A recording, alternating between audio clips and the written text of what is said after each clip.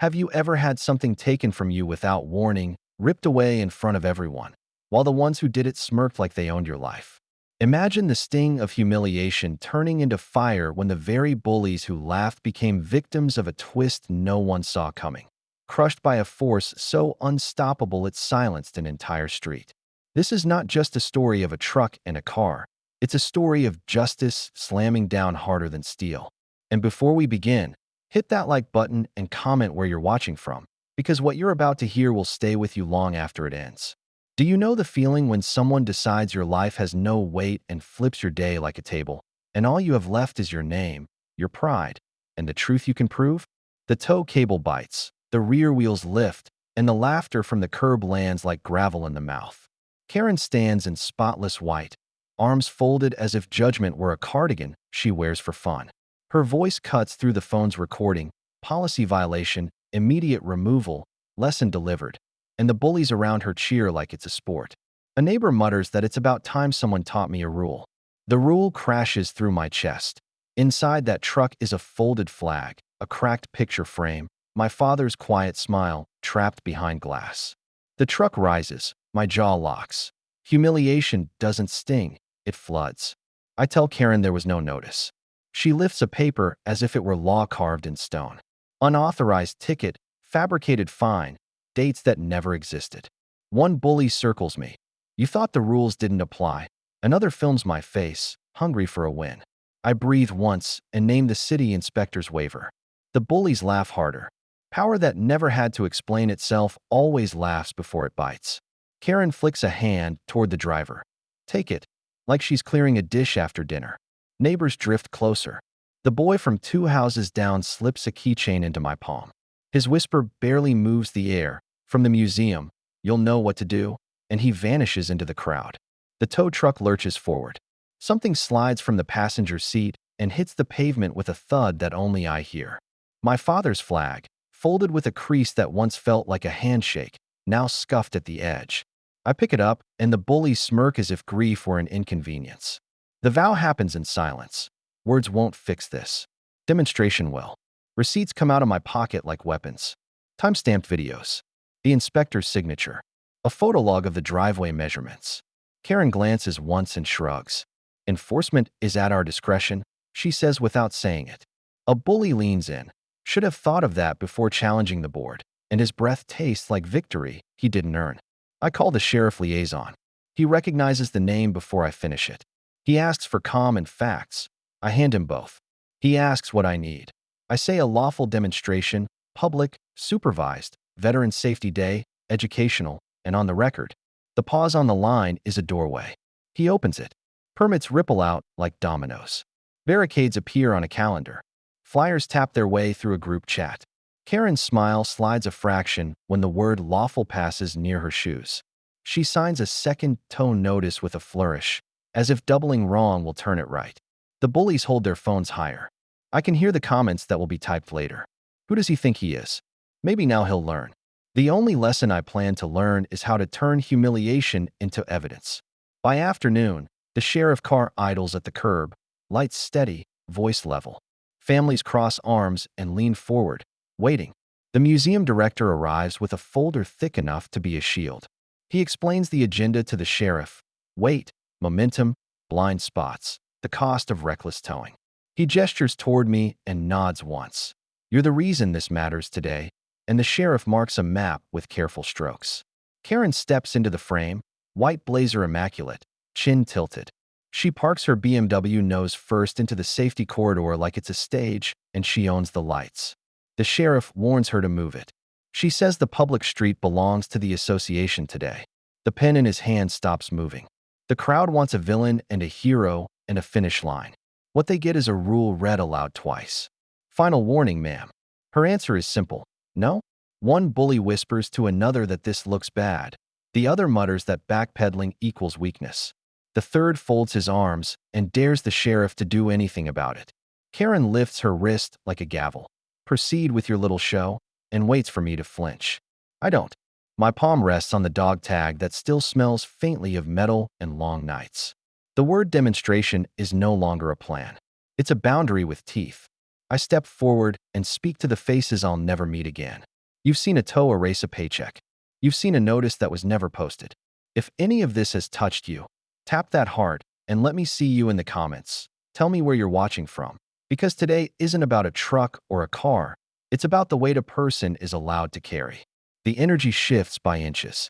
A father puts his hand on his daughter's shoulder. A veteran stands straighter. A neighbor who never looked me in the eyes nods without meaning to. The museum director lifts the laminated permit. The sheriff confirms the lane. The crew chief walks the tape and marks the corridor. The tank at the rear of the convoy hums, a discipline more than a sound. The instructor explains the path that avoids private property unless an obstruction remains illegally within the restricted zone. The sentence lands like a verdict written with patience. Karen laughs softly and pretends not to understand it. Her keys flash in the sun. She stays planted. One of the bullies takes a half step back. The others notice and sneer. He stares at his shoes and says enough to himself, a prayer no one else hears. He slips out of formation and dissolves into the onlookers. Karen notices and raises her chin higher. The sheriff radios a final procedural note. Everything about this moment is measured, witnessed, timed, repeatable. I climb the tank side and stop at the hatch. I don't move to pose. I move to witness. My finger finds the space between Karen's certainty and the taped line and points with the kind of calm that scares egos. Move the car. The silence afterward feels like a test. Karen lifts her keys and swings them once, a metronome of defiance. She says she will file. She will sue. She will have my permit torn in half. She will call the station, the city, the world. The sheriff answers with the one thing that outruns noise, a clear instruction logged by body cam.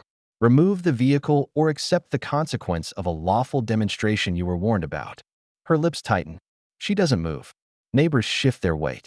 Phones lock focus. The museum director squeezes the folder tight enough to bend the corners. I think of the dust on that flag and how small it looked in my hands this morning, and rage doesn't rise this time. Something cleaner does. It feels like alignment. It feels like a name finally spelled correctly. A boy from the back calls out that the BMW is still in the lane. His mother hushes him, then nods as if he said the only true thing today. The sheriff lowers his hand an inch, then an inch more, then all the way.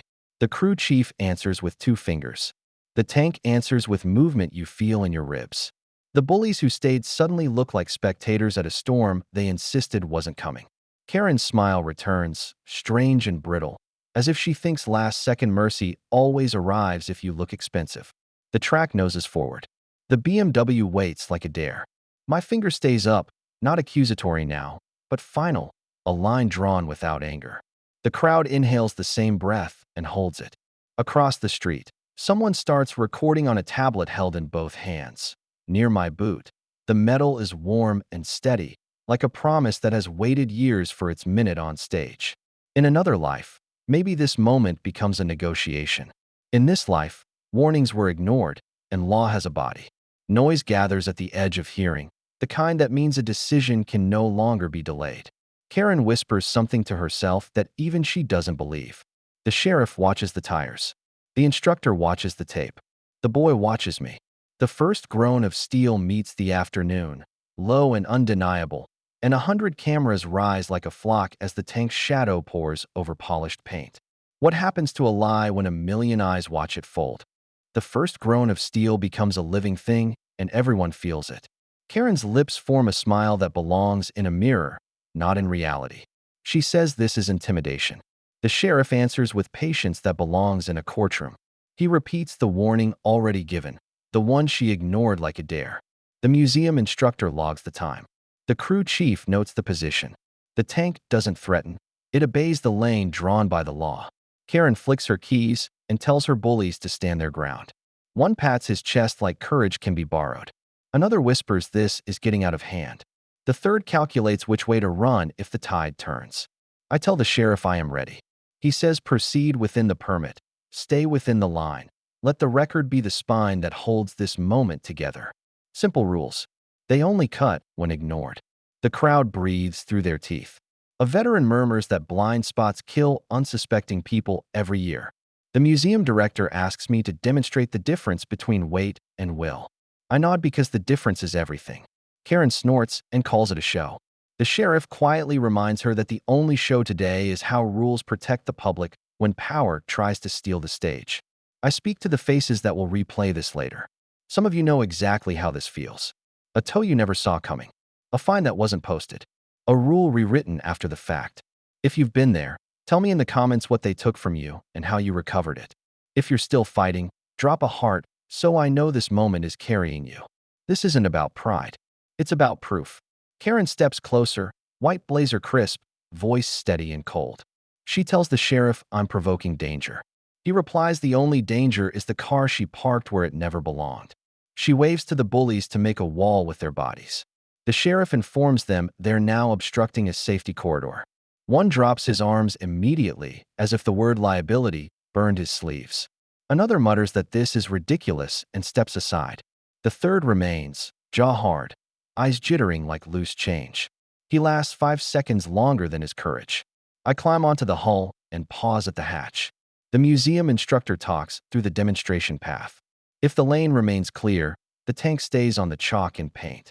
If an obstruction remains after warning, the path follows the marked corridor regardless of pride, price, or posture.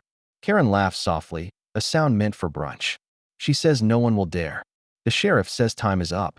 The crew chief's hand signal is small and final. The tank edges forward like a judge who learned to walk.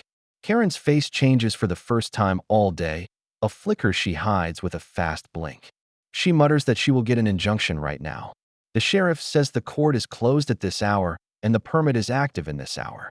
She calls the tow company owner and puts him on speaker. He barks that he owns this block today. The sheriff repeats that the city owns the street and the law owns the process. Karen ends the call before the owner hears himself lose.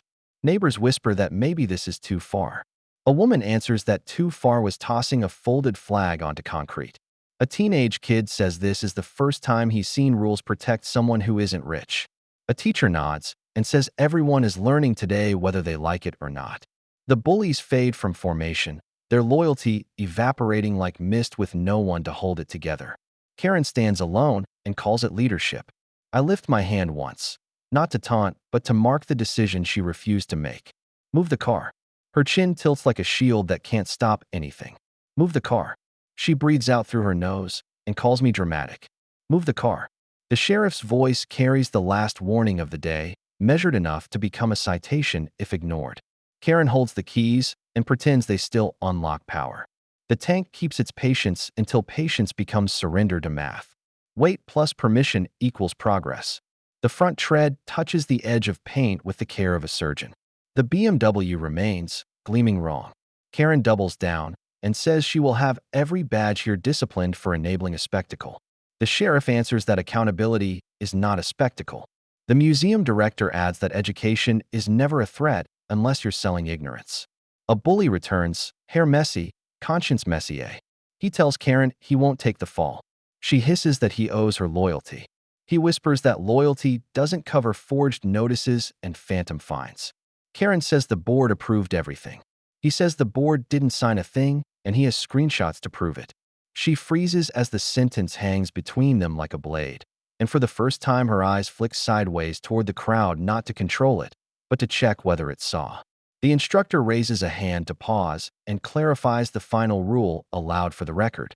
If the obstruction moves, the path curves away, demonstration continues without contact.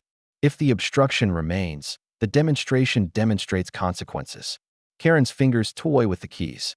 A neighbor pleads with her to step aside and save face. Another neighbor begs her not to turn the neighborhood into a headline. Karen lifts her chin and declares the association will not be bullied. The word bullied lands like a cracked bell. I speak again, steady, clear. If you've ever had to keep calm while someone weaponized paperwork against your family, share this video so the next person has a map. If you're with me right now, tap like so the algorithm doesn't bury what fairness looks like. Make your presence known. Bullies count on silence. We're not giving them any. The crew chief looks to the sheriff. The sheriff nods. The tank advances into the corridor that was drawn on a map and signed by hands that answer for their signatures. Karen steps back a single inch, as if that inch might erase responsibility. The BMW's grille waits like a dare, polished and proud, a mirror for choices. Someone claps once by reflex and stops, embarrassed by their own honesty. Another voice says this is it. Karen tries one last tactic and calls out that I am exploiting my background. I answer that my background taught me patience and boundaries, not spectacle. She says I'm doing this for views. I answer that I'm doing this so the next family doesn't lose medicine, tools, or memories to a bogus toe. She calls it melodrama. I call it Tuesday for anyone living under a heavy thumb. The treads grind closer. Karen snaps at the sheriff that she will press charges for destruction. He replies that she will sign for obstruction if this lane remains blocked. She tells the bullies to stand with her. No one moves. She looks at her phone, at the screen that never looked back, and realizes how quiet a device is when it cannot save you. The instructor finishes the safety checklist with a final yes. The museum director locks his eyes on the permit like it's sacred. I rest my hand on the hatch and feel steadiness instead of adrenaline. The tank meets the edge of the BMW's front tire with a kiss that carries history, law, and the weight of every notice nailed to a door without cause. The tire hisses and surrenders. The rim whimpers. The crowd exhales the breath they were holding without knowing they were holding it. Karen throws out one more threat that lands limp. The sheriff's radio crackles as a second unit confirms all angles are clear. The boy from 2 houses down calls out that the tape is still unbroken. The father with the daughter nods to me like the end of a prayer. The trespass isn't dramatic anymore. It is documented. I speak low enough to ground myself and loud enough to be heard. This isn't revenge. This is consequence. If you understand the difference, stay with me. If you believe rules should shield the vulnerable, say so in the comments. Tell me your city. Let the numbers mean something beyond ratings. Because when a neighborhood learns to stand together, a single bully looks small no matter how bright the blazer. The tread climbs the wheel well. The car shudders like ego learning physics. The crowd makes a sound no one plans to make, a blend of pity and relief and recognition. The bullies fade back until they look like bystanders. Karen looks smaller without a chorus. The sheriff counts quietly for the record. The museum instructor raises a hand for the final clearance signal, and the tank pauses on the lip of an outcome that will never be forgettable. The pause stretches, thin as wire and twice as sharp. Karen swallows and whispers that this will ruin me. I answer that it might save someone else. She says I will regret this. I answer that regret belongs to the ones who ignored 3 warnings. The instructor's hand drops. The treads seize the moment. The car meets the first true weight of the day, and a noise like a verdict rolls across the street as every screen locks on the point of contact, and the world asks the same question at the same time. How much truth does it take to crush a lie? The verdict sound rolls out, metal surrendering in a cry that slices every whisper. The BMW dips under the first tread, paint flaking like pride turning to dust, and the crowd flinches as one body. Karen stiffens, then forces a smile that cracks at the edges. She calls this vandalism. The sheriff answers that this is documentation. The museum instructor logs the exact timestamp. The tank obeys the line as faithfully as a heartbeat. A hush falls that isn't silence. It's judgment waiting to pick a side. The front end folds, the hood buckles, and the windshield webs in an instant. Karen's hand flies to her pearls, the move of someone reaching for a past that can't protect the present. She demands the demonstration stop. The sheriff reminds her the warnings were given. The lane was marked. The chance to move was hers. She points at me as if my name could stop physics. The tank continues because consequences don't take orders from ego. A veteran in the crowd nods once, the kind of nod that says we learned this against our will so no one else has to. A neighbor covers her mouth and whispers that she told the board to slow down and nobody listened. The boy from 2 houses down clutches his mother's hand and says this is what fairness sounds like. The bullies who were brave at noon are careful now. One films from behind a tree. Another types frantically. The third pretends he never knew Karen at all. The tread climbs, the car groans, and something inside the BMW pops like the last bubble of denial. Karen steps toward the tape and the sheriff is there before her heel crosses it, one palm out, voice calm, the posture of a wall that learned to be kind and firm at the same time. She says I will pay for this. He replies the only unpaid balance here is her refusal to move an obstruction after warnings. She calls the rule petty. He says the rule is what keeps grief from being permanent. I speak clearly enough for every phone. If a tow truck ever took your day and shook it until groceries, tools, and dignity fell out, tell your story in the comments so the next family has a blueprint. Tap like if you want this lesson to be seen by people who need it. We win together or not at all. Heads nod. Chests loosen. The algorithm we never see tilts, and the truth feels heavier in a good way. The museum director signals a pause for verification. The instructor checks the tape and reads a line into the record. Obstruction remains. Demonstration proceeds. Karen's expression flickers into something close to panic, then hardens into accusation. She calls me theatrical. I answer that nothing is more dramatic than a rule followed in daylight. She tries a different weapon and claims emotional distress. The sheriff notes it and adds it to the report without blinking. Paper can record any feeling, it cannot erase a decision. A bully sidles up to Karen and hisses that this is beyond control. She tells him to hold the line. He says there is no line left to hold. She reminds him of favors she did. He mentions fines pushed under doors at midnight and signatures that looked copied. She calls him ungrateful. He calls her reckless. Their alliance dissolves in the space of 3 breaths. The crowd senses the shift and murmurs like a tide changing direction. The tank edges forward again, measured, relentless. The BMW's roof dimples, then caves in a slow-motion failure that looks exactly like arrogance finding a limit. Karen's voice climbs, pleading now, not commanding. She says she will sue everyone here. The sheriff notes the threat. She swears the board stands with her. From the back, a voice says not today, and heads turn toward a man in an HOA polo who can't meet anyone's eyes. He mutters that special meetings were faked, notices backdated, votes never counted. A neighbor gasps. Another neighbor says she knew it. The air shifts from spectacle to testimony. I hold up the dog tag in my fist, not as a prop, but as direction. This was never about crushing a car. This was about a lesson that finally gets remembered.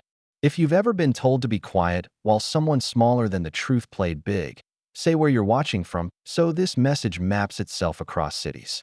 Let them see how many of us are done being turned into targets for practice. Karen tries one last trick and accuses the sheriff of favoritism. He answers by listing every step followed, every warning given, every body cam minute running. She pivots and accuses the museum of reckless endangerment. The instructor calmly recites the safety briefing completed, the perimeter checks, the conditions met. She pivots again and calls the permit invalid. The museum director flips to the page stamped with signatures that outlive moods. Karen stands in the center of so many facts that even denial runs out of space. The tank reaches the spine of the BMW and pauses while the instructor logs the state of the obstruction. Creaks bleed into the afternoon, sharp and tired. A young mother in the front wipes a tear she didn't expect, the kind that comes when something unfair finally stops hurting. A pair of teens elbow each other and whisper that this is the first time adults keeping score actually kept it straight. A homeowner who stayed quiet for years lifts his phone higher like courage is contagious. Karen snaps that I orchestrated a public shaming. I answer that she staged the first one when a flag landed on cement. She shakes her head as if memory can be cleaned by refusal. She claims her car is her livelihood. A contractor in the back says his truck was his livelihood too, and the room inside that sentence becomes a mirror she doesn't want to look into. She says the HOA protects property values. A retiree answers that the only value he recognizes is neighbors who treat neighbors like people. The instructor raises his hand for the final completion of the weight display. The crew chief confirms the track path is still clear of bodies and private boundaries. The sheriff marks the closing note of liability warning observed, non-compliance recorded. The tank takes its last inches and the BMW flattens into a memory, a shiny idea about power stepping down into a colder fact about consequence. A cheer tries to rise, then falls into something more respectful, a shared awareness that this was necessary and heavy. Karen loses balance, then recovers, clutching her handbag like a shield too small to matter. She tells the cameras she has been targeted by extremists, that this neighborhood is under siege, that the community should fear people like me. A veteran walks forward and says fear is what bullies sell when they run out of proof. The boy from 2 houses down lifts his chin and says he wants to grow up in a place where rules protect people who don't have a podium. Applause rolls out, not loud, but steady, the sound of a fence being rebuilt after a storm. Karen lunges, pointing at me, promising I will answer for every scratch on her car, promising judges, hearings, headlines. She vows the board will close ranks, that the city will regret this. The sheriff steps between us and quietly says today is done. She leans around him and declares she still has a card no one knows about. The crowd stills, drawn by the pitch of desperation that always introduces a final attempt. She smiles again, small and sharp, and tells her remaining loyalists to meet her at the clubhouse in 1 hour because the story isn't over, not by a long shot. And as the tank powers down and the phones keep recording, the question pulls everyone forward by the collar. What weapon does she think she still has when the truth just rolled over her favorite lie? The tank's silence lingers like a verdict still hot, and Karen pivots straight into theater. She tells every camera that she survived an attack run by a dangerous man with friends in high places. She declares a lawsuit by nightfall, damages beyond counting, reputations on the hook. The crowd doesn't bite. The sheriff stands steady and says records went over rumors. Karen smiles anyway, the smile people wear when they plan to bury you in paper. By dusk, notifications hit like hail. Emergency complaint filed. Emergency hearing requested. Emergency everything designed to make truth chase her noise. She names me, the museum, the sheriff's department, and if she could, she'd name gravity. Her statement accuses intimidation, conspiracy, even emotional warfare, as if feelings were handcuffs. The HOA group chat screams in two directions at once. Half begs silence and distance. Half demand unity and fundraising. A treasurer posts a proud total. A minute later, a neighbor asks when the last audit happened. The chat goes oddly quiet at the exact second honesty enters the room. I get home to find a plain envelope tucked under the doormat. Inside, a printed photo of my house at night with a marker circle around a window. Next page, a note scrawled like a dare. Payback comes when the porch light is off. I take it straight to the sheriff. He reads it once and calls it what it is, a coward's promise. He adds a patrol pass, adds a case number, adds a line in a ledger that doesn't forget. I had nothing but breath. Rage looks satisfying. Strategy pays dividends. The doorbell rings. A reporter, then another, each wanting the soundbite that ruins nuance. Did you orchestrate the crush for views? Are you proud of the damage? Is this a war against HOAs? I answer with facts and let silence do the rest. A mother from 3 streets oversteps into their frame and says her husband's work tools vanished in a tow last year, and the board called it unfortunate. She points at me and says this is the first time someone stood up for families without a gate. The reporters pivot because the lens always chases the bigger heartbeat. The HOA fractures in daylight. A board member posts a paragraph about accountability and receives a storm of replies calling him a traitor. Another doubles down on loyalty and finds out loyalty is lighter than it looks when fines and threats no longer floated. Signatures start sliding off letters like leaves in wind. Karen tries to herd the stragglers with promises of a decisive comeback meeting. She tells them a judge will indict me by breakfast. Someone asks which judge. She dodges like a magician without sleeves. A block number calls. The voice belongs to the state attorney's office, cool and careful. The complaint lit up an old flag on their dashboard. Irregular dues transfers. Vendor relationships that look cozy. Tow company invoices handwritten like they were allergic to daylight. They ask for everything I have, receipts, permit copies, timestamps, and the name of any HOA member who might talk when pressure changes sides. I give them what they ask. The caller pauses and says this may move quickly. Karen posts a video where tears shine and metaphors trip over themselves. She calls me a menace who weaponized a museum to terrorize a neighborhood. She touches her chest like heartbreak learned choreography. Comments split cleanly. Sympathy hearts thick under accounts that never post anything but slogans. Anger rolling under names known on block parties for never returning casserole dishes. One comment carries more weight than all. A retired auditor asks why the HOA's annual report lists consulting while no contracts exist. No reply comes. Silence again, that faithful magnifier of questions. Night crawls with messages. A neighbor I only waved to confesses her father's wheelchair was trapped behind a tow for hours once, and she still hears his breathing from that day when she tries to sleep. A kid posts a clip where he says rules should not feel like traps. A veteran sends a photo of a folded flag with a caption that reads, "Keep steady, we see you." If you're with them, if you've ever held your breath while someone played judge over your home, tap like and say your city so people know this is bigger than a driveway. The HOA president resigns by email at 10:37, a paragraph thin as a napkin. Karen replies within minutes, naming herself interim head until a special election. She schedules the meeting at the clubhouse for the next night. She calls it a rally for order. The comments under the announcement drip skepticism. Someone posts a screenshot of bylaw text that forbids interim self-appointments. Someone else posts a clip of the tank moment captioned, "The day order looked different."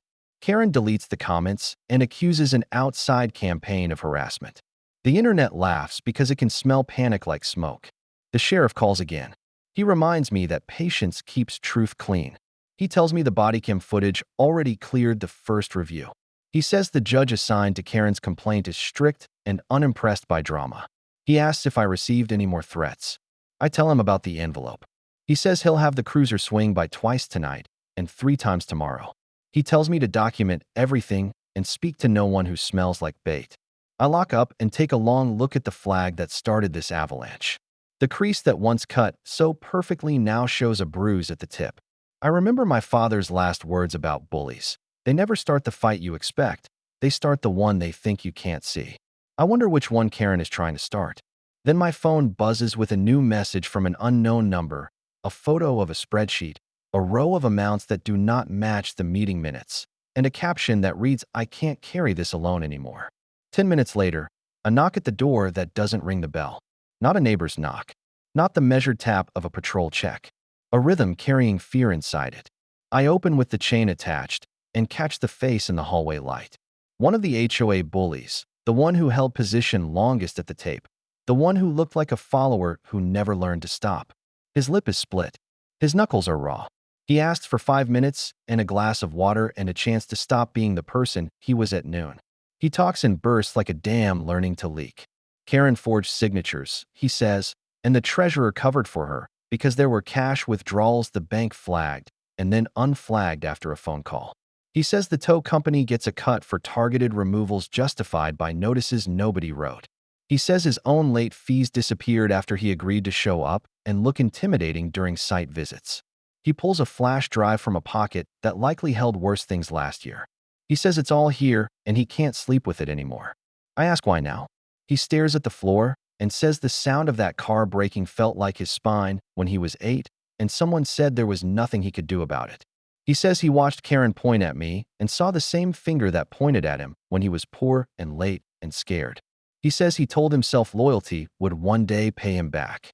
Today, he learned it only pays attention when you're useful. I call the sheriff and keep the line open on the table. The bully repeats his story slowly while the recorder clicks and the state attorney's assistant joins with careful questions. He answers names, dates, meeting locations, banks, email subjects, the color of the pen Karen uses when she wants a signature to look casual. He cries once, a single inhale that sounds like a person shedding a costume he never liked. He drinks water like it's medicine. The call ends with instructions and a meeting time at the station before dawn. The bully thanks me for not throwing him out. I tell him thanks come later if he tells the same truth under lights. He nods like a man about to notice how heavy a conscience is until you finally put it down. He says Karen will not forgive this. I say forgiveness is not the goal. He leaves with shoulders lower and steps more honest than his morning ones. My phone vibrates again. A news anchor wants a live segment at sunrise. I ignore it. Another message arrives from the state attorney's office. Bring the flash drive, bring copies, bring the permit, bring the patience you wore today. I set the drive next to the flag and watch 2 kinds of weight rest side by side. One earned, one stolen. One inherited, one fabricated. The comparison hurts in a way that motivates more than it wounds.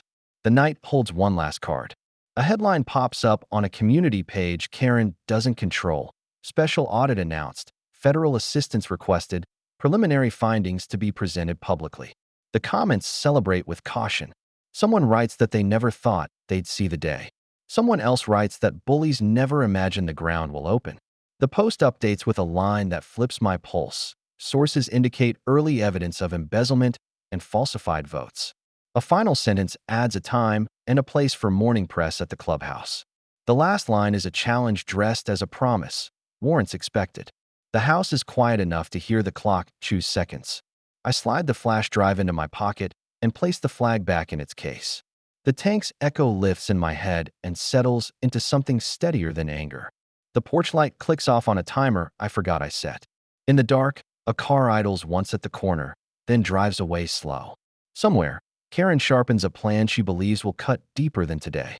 The phone lights my hand with a final alert, a calendar buzz tagging the morning press time, with an all-caps note from the state attorney's assistant that lands like a drumbeat under the ribs. Be early, be precise, be ready for her to try something reckless. Morning hits like a drum. I meet the sheriff at the station with the flash drive and the permit while the bully sits 3 chairs away, eyes swollen but steady, telling the same facts under fluorescent honesty. Dates line up, signatures don't. Invoices wobble where decimals should stand straight. The state attorney's team listens without blinking, then separates evidence from noise with the quiet skill of surgeons who have stitched worse wounds. They say hold position, hold patience, hold the line that made yesterday lawful. They hint that federal eyes are already reading the same lines and hearing the same hollow echoes. News trucks form a necklace around the clubhouse before the first cup of coffee cools. Karen arrives in white like she never left the mirror, chin high, voice polished. She tells cameras the neighborhood barely survived an incursion. She announces an emergency lawsuit on behalf of every frightened child and every fainting grandmother. She paints herself a guardian while the comments under the live stream ask why guardians need forged notices. She keeps moving because momentum helps lies look athletic. The sheriff steps to a side mic and explains, calm as a level, that permits were valid, warnings issued, body cams active, and that obstruction created consequence. Reporters push for flavor, and he returns to facts until the microphones sound tired of their own appetite. Karen interrupts with a fresh story about anonymous threats against her family. A chorus of sympathy rises from accounts created yesterday. A retired teacher asks aloud why the HOA never published the last 2 audits. No answer. Only a new anecdote about safety and order spoken like a lullaby that doesn't work anymore. I stand back with the museum director and the bully who switched sides. His hands tremble, but his voice holds when he repeats his statement for a different recorder, the public one. He names the treasurer's back-channel withdrawals, the tow company kickbacks, the informal texts about targeting homes with visible toolboxes, the forged signatures that smiled too perfectly. Every word is a bridge burnt behind him. He breathes like a man who knew fire would be warm and still flinched. Karen tries to discredit him with the speed of habit. She calls him disgruntled, unstable, a pawn. He answers with the part no one can fake. The moment yesterday when steel crushed a car and he heard his own past begging to stop. He says he is done serving fear dressed as policy. The crowd shifts toward him without meaning to. Loyalty changes shape in public, slow at first, then like a tide. A federal sedan noses in without noise, and a pair of jackets step out with folders that carry weight without volume. Karen sees them and pivots hard into charm, offering smiles, offering cooperation, offering a narrative cooked overnight and served hot. The jackets prefer documents. They accept a binder from the sheriff, a drive from the state attorney, and a sealed envelope from a neighbor who has been quiet for years. They ask for the treasurer by name. No one has seen him since midnight. Mid-press. I feel the moment small creators know when a story stops being entertainment and starts being a map. I tell the watching crowd if they have ever watched a rule bend around a bully, make this story stretch further than a cul-de-sac. Like the video, share it to the neighbor who needs courage at the price of a tap. Tell me in the comments where you're watching from so the pattern becomes visible and the next board in the next town hesitates before trying this again. A wave of names appears on screens, cities becoming a spine. Karen's last circle of loyalists huddle near the steps. One reminds her to smile. Another whispers that the warrants rumor looks real. The third asks quietly where the money went. She snaps that the board approved everything across properly noticed meetings. A soft voice behind them breaks the spell. The HOA secretary, shoulders squared by decision, says those meetings never occurred.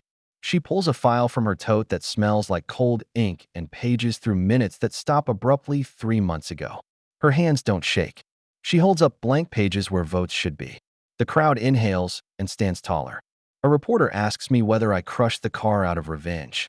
I answer that revenge is fast and sloppy. Yesterday was slow and documented. He asks if I apologize to Karen. I say apology belongs to the people who woke to an empty driveway and a bill stapled to a lie. He asks if I coordinated with the feds. I tell him truth coordinates with anyone who invites it. Karen pivots to performance art. She brings a neighbor on stage to claim trauma from the noise. The neighbor, face pale, gently corrects her and says the only trauma came from years of fines pinned to doors like threats. Karen tries again with a story about property values falling. A contractor calls out that value rises when fear falls. Applause grazes the air and turns into something heavier than volume. Consensus beginning to grow muscles. The state attorney's aide hands me a small note. Wait for the hammer, it reads, then adds, if she escalates, hold the line. I pocket the message and watch Karen draw herself taller. She announces a special vote to remove me from the association. She declares that the board reserves the right to ban my vehicles from all community spots. A homeowner reads from a printout that the board cannot single out a resident without due process and public notice. He asks when those notices were posted. Karen says last night.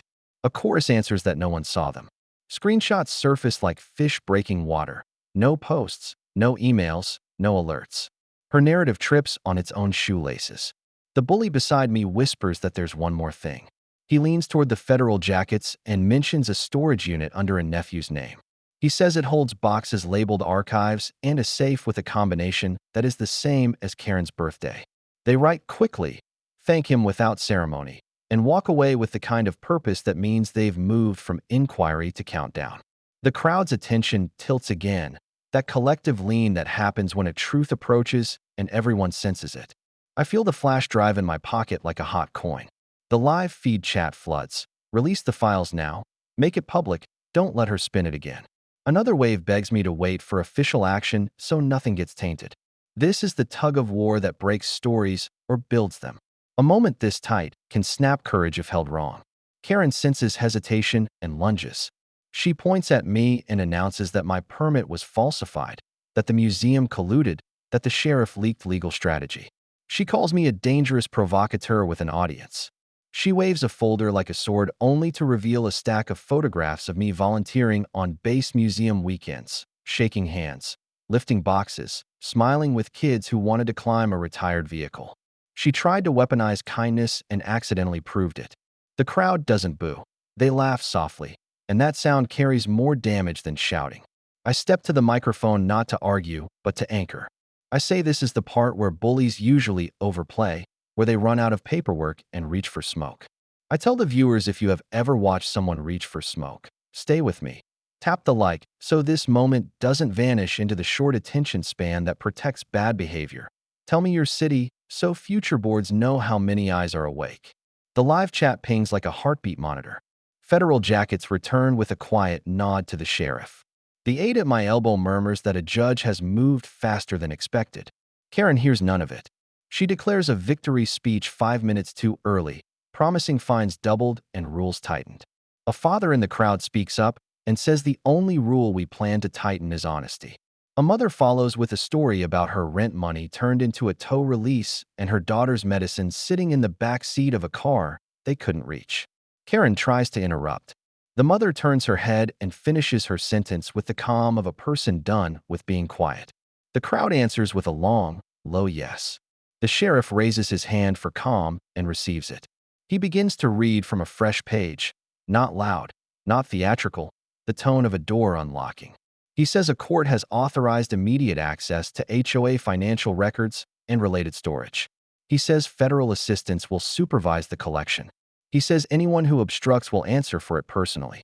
He says names like they matter evenly. Karen's eyes widen and then settle into a new plan behind them. She tells her remaining ally to bring the emergency box. He nods like a person tied to a rock with a thread. Everything narrows to a single choice. In my pocket, the flash drive waits to transform into a public link that would explode across timelines before lunch. On the table, the process builds a staircase to a larger outcome that won't crack on appeal. The crowd wants heat and justice at the same temperature. The jackets want patience. The sheriff wants a clean line straight through the middle of the mess. I think of the boy who slipped me a keychain, of the flag with its bruised crease, of the bully who found his conscience when steel sang. I think of you watching, wondering whether to push fast or aim true. I ask you to tell me in the comments what your city has taught you about speed versus precision. Drop a heart if you're still with me. Share this if someone you love needs a map through a maze built by people who count on confusion. The current surges in the live chat like a tide you could stand on.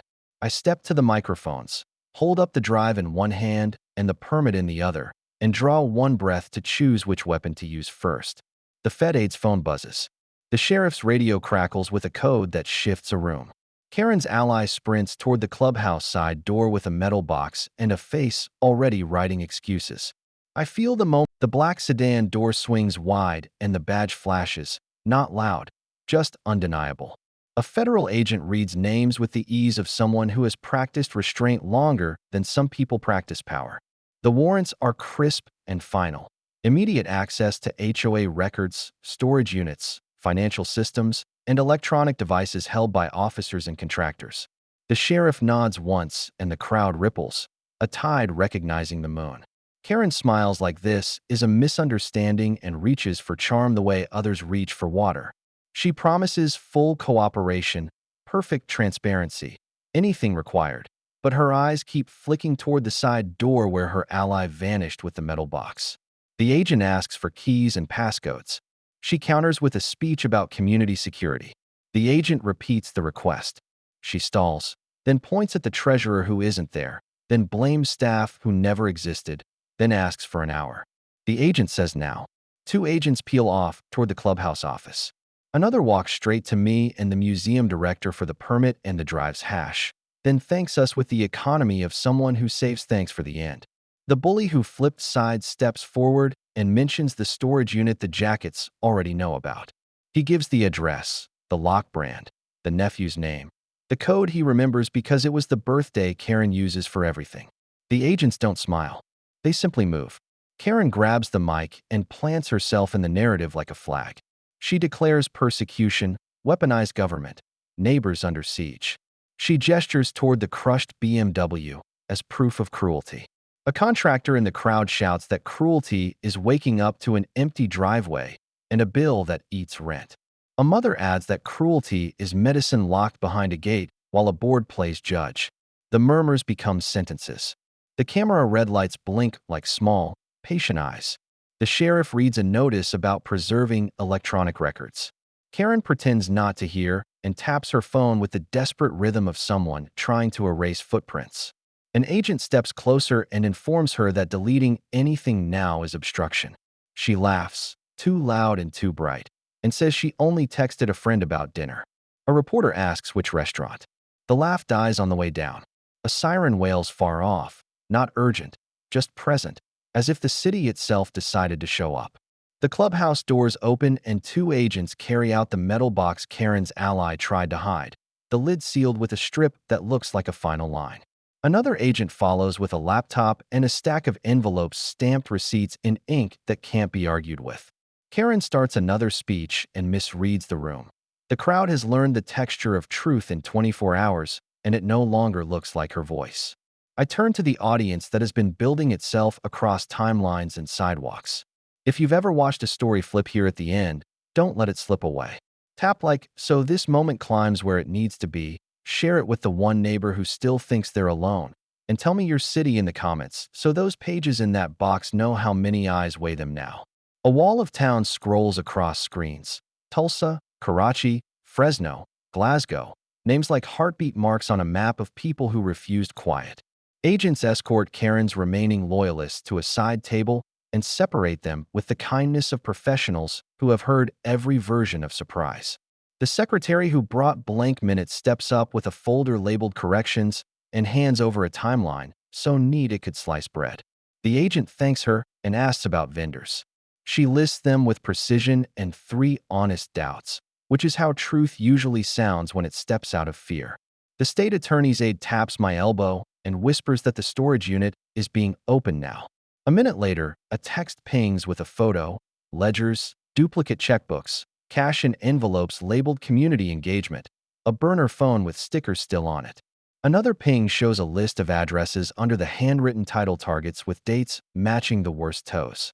It is all so brazen it stops feeling clever and turns into a confession written in permanent marker. Karen senses the shift and reaches for theater again. She tells the crowd she has enemies on the board, that the secretary is jealous, that the treasurer was sloppy but loyal, that none of this touches her. A veteran calls out that leadership is not a raincoat, it's the weather. A teenager says he wants to remember this day as the one where adults told the truth even when it hurt. A grandmother lifts her purse and says fines never taught anyone to be kinder, only smaller. Applause doesn't explode, it thickens. The agent returns to Karen and reads the first warrant aloud for the microphones. He asks for her phone. She holds it tighter. He asks once more.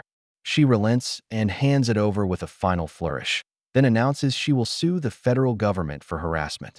The crowd doesn't boo. It breathes, the way people do when a long-held fear finally drops its costume. The sheriff reads a second notice about interference. Karen's ally reappears empty-handed and pale. He reaches for her arm, and she shakes him off like a coat too heavy for this weather. A reporter angles for sensational words, asking if this means jail. The agent says this means collecting facts. Karen insists that I manipulated the system to crush her car and her reputation. I answer that systems manipulated alone fall apart. This one held because too many hands held it steady. She points at my chest and says I will never live this down. I point at the flash drive and say we don't want to live it down. We want to live it forward. The live chat asks for closure like a chant. Drop the files now. Expose it. Burn it clean. Another thread replies that clean means careful and careful means durable. I ask viewers to choose with me, to write in the comments whether they want heat or permanence, and to drop a heart if they trust process over headlines. The tide of hearts rolls in, not flashy, just relentless. An agent walks back from the clubhouse with a plastic evidence bag, holding a ledger that looks like it has lived 2 lives. He nods to the sheriff, then to the cameras, and summarizes what he can. Unrecorded cash movements, duplicated vendor entries, signatures that do not resemble signatures on file, text messages coordinating toes on days without notices, and a draft email scheduling a vote that never happened. The crowd sound rises into a long, unspooling exhale, the kind people make when the plot twist is the one they feared and expected at the same time. Karen staggers for a moment, then steadies, then reaches for grace like it might become a weapon if she holds it long enough. She says mistakes were made, but always in service to order. She says funds were redirected to unforeseen needs. She says votes were informal, but representative. She says the community will forgive her when they understand the burden of leadership. A neighbor answers that leadership without consent is a costume. Another says forgiveness follows truth, not excuses. Heads nod like grass in a steady wind. The aide's phone lights again with a single word that changes posture. Approved. The agent reads it, thanks the sheriff, then turns back to Karen with calm eyes and a sentence that lands like a bell. He says she is required to accompany them for formal questioning and processing. She laughs, then scoffs, then calls her attorney on a phone she no longer has. She asks for 5 minutes. The answer remains now. Her last ally attempts bravado and steps between her and the agents. The sheriff places a hand on his shoulder and lets the weight of the badge speak. He folds. Karen clutches her handbag and announces that the neighborhood will rise against this humiliation. A mother in a school sweatshirt replies that the neighborhood has already risen and it's taller than this moment. If you feel this turning point in your chest, like and subscribe so this story finds the people building their courage one comment at a time. And tell me where you stand watching this, because the map we are drawing today is bigger than a zip code. Justice grows faster when it knows its own coordinates. The agents step forward. Karen steps back. The crowd leans in without moving. Somewhere behind the clubhouse, an engine coughs and fails. The metal box waits on a table like a verdict napping. The treasurer's name echoes from a doorway where no one answers. The air tightens to a thread. The agent's hand reaches for the cuffs with the gentleness reserved for endings that began a long time ago. And just as steel touches light, a voice crackles over the sheriff's radio with a code that makes every trained head turn at once. A single word that can flip everything in a heartbeat. Attempted escape. The radio crackles with attempted escape, and every trained head pivots. The treasurer bursts from the side door with a backpack swollen and a face rehearsing innocence too late. He sprints for the lot, shoes slipping on his own hurry, and the sheriff's unit glides to cut the angle like it has practiced this choreography for years. The backpack rips as he stumbles. Envelopes scatter, rubber bands snap. Cash flares like confetti no one will ever celebrate again. The agent closest to him doesn't shout. He finishes the sentence the warrant started, and the cuffs click with the soft sound of a page turning. The crowd doesn't cheer. It exhales. The bully who flipped sides covers his eyes for a beat and then drops his hand to watch the rest, determined not to look away from the end of what he helped build. The secretary stands taller, a spine where there used to be a shadow. Karen sees the cash on the pavement and goes very still, the way a performer does when the stage reveals the trapdoor under the spotlight. She tries one last volley and tells everyone the treasurer betrayed her, that she was saving the neighborhood from his greed, that the backpack is proof of a lone wolf. The agent answers while bagging bills that bears the same accounting code on every envelope, same initials on every bundle, same date stamps that match those missing audits. The evidence refuses to impersonate a stranger. Reporters lean forward hungry for fire, but the fire is quieter now. A grandmother in a cardigan says fines kept her awake more nights than the ambulance did. A contractor jokes that for once someone else is paying for concrete. The laugh is brief and clean, not cruel. Relief learns how to smile again. The veteran who never speaks in crowds raises two fingers and nods, not to me, to the girl next to him whose bike was towed for leaning on the wrong fence. Weight shifts away from fear and the ground feels usable. An agent returns from the clubhouse and lists what they pulled without flourish. Ghost vendors, card readers never registered, message threads naming targets after petty arguments, and a draft memo where Karen planned a property seizure policy that would have made every driveway a trap. Karen interrupts to say leadership must be decisive. A mother answers leadership must be accountable. The difference lands like a nail finally finding wood. The sheriff turns to the gathered neighbors and explains the next steps. Temporary board dissolved, pending special election overseen by the state. Funds frozen. Restitution calculated. Community input required. For the first time in months, maybe years, the word required feels like safety, not threat. People nod because the map suddenly has north again. I ask the crowd and the thousands watching to mark this moment. If you have ever felt small under a clipboard that made itself a crown, drop a heart so the algorithm cannot pretend we were quiet. If you believe neighborhoods can be strong without being cruel, subscribe so this story beats the noise that protects bullies. Say your city in the comments so the next board Googling its limits sees a wall of names that looks like a shield. The chat floods with places and small victories. Screens glow with a kind of warmth money can't fake. Karen steadies herself and reaches for grace the way a swimmer reaches for anything. She tells the agents she will come willingly, that she wants to clear her name, that this is a misunderstanding fueled by emotion. The agent thanks her for cooperation and guides her 2 steps. She stops, looks back at the crushed BMW, and then at me, and says I should be ashamed. I answer that shame belongs to the paper that lied and the hands that signed it. She turns away, and for the first time since she put on the white blazer this morning, she looks like a person who has run out of costumes. The cuffs appear, not triumphant, just necessary. The crowd watches without gloating. A father kneels to tell his son that rules matter most when they protect the person with the smallest voice. A teenager whispers that he is going to the next election, not just to vote, but to run. A neighbor who never raised her hand at meetings before lifts it now and asks if she can join the interim committee. The agent smiles almost invisibly and says yes to a question that wasn't his, because momentum is contagious when it finally points the right way. There is paperwork and there are quiet instructions, and there is the slow departure that ends the chapter. When the sedans roll away, the silence that stays does not sting. It rests. The sheriff turns to me and the museum director and says we did this the right way. The director nods toward the permit like it was a lifeline, and we all held it at once. The bully who flipped sides thanks the agents for not treating him like a prop. The secretary apologizes to the neighborhood with a voice that doesn't wobble. Forgiveness does not rush, but it moves. We gather near the place where a car once pretended to be untouchable. The tank crew stands at ease, polite, almost invisible now that the lesson has been taught. I open the flag case and lift what began this fight into the light. The crease is still bruised, and that's honest. I tell the people watching that every neighborhood has a tank, even if it's not made of steel. Sometimes it looks like documents in a row. Sometimes it looks like a dozen voices saying enough in the same sentence. Sometimes it looks like a kid slipping a keychain into a palm and trusting an adult to use it well. We do not stage a victory speech. We start a sign-up list. A restitution fund appears on a folding table with a label handwritten by the kid who said fairness out loud yesterday. The first name added is a woman who paid a wrongful boot fee 2 summers ago.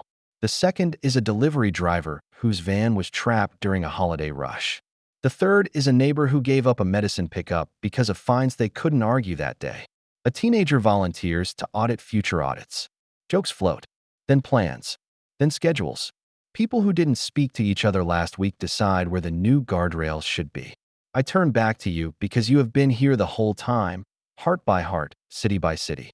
If this story gave you courage, press like so it reaches the next front yard where someone needs it. Subscribe if you want more of these battles where ordinary people win by staying steady. Tell me in the comments what rule you want rewritten where you live, and if you've ever seen a board listen after a crowd learned to speak. Your words are not decoration. They are tools. As the convoy prepares to return the tank to the museum, the boy from 2 houses down runs up and asks if he can keep the keychain. I tell him it was always his. He grins and says he will lend it back if another bully shows up. The sheriff hears him and smiles with the tired relief of a man who believes in tomorrow again. He leans close and says what good sheriffs say when headlines end and neighborhoods start working. This won't be the last time someone tries to turn rules into a weapon, but now you know how to answer without shouting. The last vehicle pulls away. The crowd drifts but doesn't disperse. It reorganizes into something stronger. The crushed BMW waits for the tow that will pay its own bill. The board that made fear routine is now a case file with a number. The white blazer that once silenced porches becomes a story parents tell their kids about what happens to power when it forgets to be decent. I slide the flag back into its case, and it feels lighter, not because the bruise disappeared, but because the hands holding it multiplied. This is where we end, not with smoke, but with memory made useful. If you're still here, drop a heart so I can see you made it. Share this with one person who thinks they're alone under a clipboard. And tell me your city one more time, so the map looks like the world it needs to protect. Justice didn't arrive on treads alone. It walked here on 1,000 feet, and it knows the way back if it's called again.